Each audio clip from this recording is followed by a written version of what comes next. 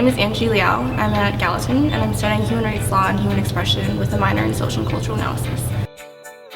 I think it can mean a lot of different things, but I think it's something that is normally premised on someone who's getting recognition for what they're doing for whatever reason. So it indicates they have upward possibilities in their field,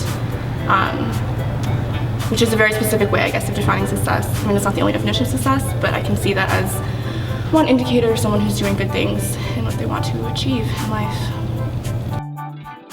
As work, I work at the Brennan Center for Justice at NYU Law in the Liberty and National Security program, and we do research on issues of civil rights in tension with national security and how national security policy can uphold the rights of citizens, which it often doesn't do. I also work at the Humanity in Action Foundation, which is a foundation that gave me a fellowship over the summer. It's basically a human rights educational program, among other things. And aside from that, I have a cat I really love. My cat is a very big part of my life. Family is a big part of my life. Most of my family is in China, so I often try and visit China when I can.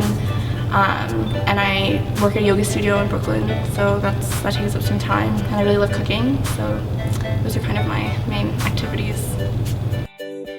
The big thing I'm working on right now is the Cantos Translation Public Interest Fellowship, which is a project that launched in January, and it's a fellowship that pairs undergraduate and graduate students in New York with nonprofit organizations or just community-based organizations in the city that work with the low-income immigrant community.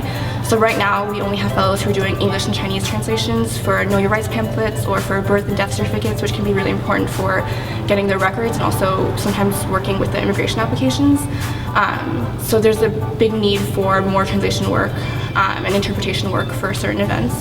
So our fellows do that, but we're also looking to expand to providing Spanish and Arabic services. And on the other side, the fellows get this speaker series with legal experts in the city because the founder of the company that sponsors the fellowship is worked at NYU Law before, so she has a lot of connections. So the premise is to both connect students with nonprofit and public interest law work and translation work.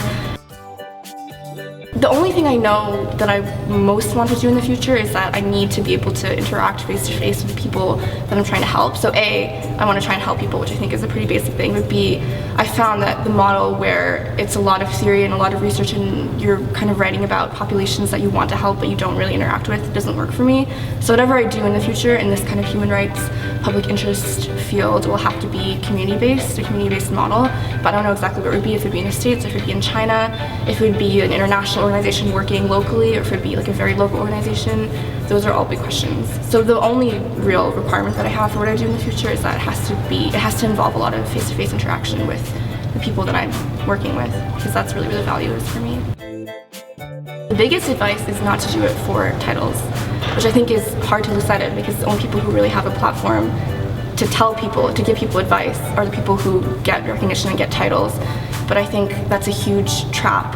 Not because you can't get them if you're looking for them. If you look for them and you work for them, I mean, you will, and there is value in that for some people, but I just don't think that you can really get a good perspective of your own smallness in the field, and also of how much work is always left to be done if what you're pursuing is actually as achievable an end goal as a title, because a title is a lot easier to get often than a real impactful result. So I think I really had to learn that in a hard way, because NYU can push the titles on students a lot.